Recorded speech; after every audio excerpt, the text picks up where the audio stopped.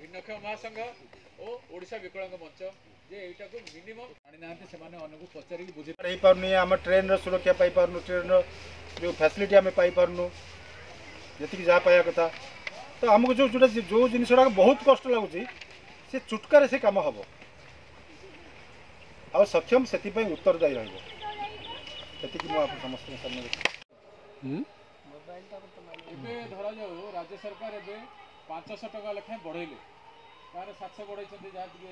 वयस्क बेसी अच्छा धन्यवाद तेणु राज्य सरकार को गोटे धन्यवाद ताली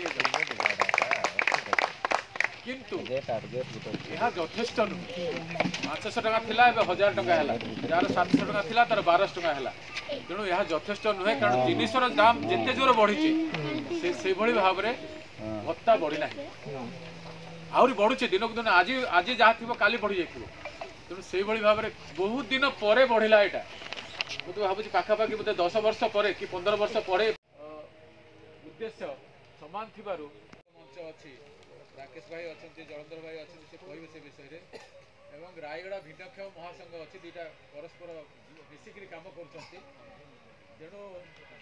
एमाने बहुत किसी कम कर शुणा पड़े मन ध्यान देकर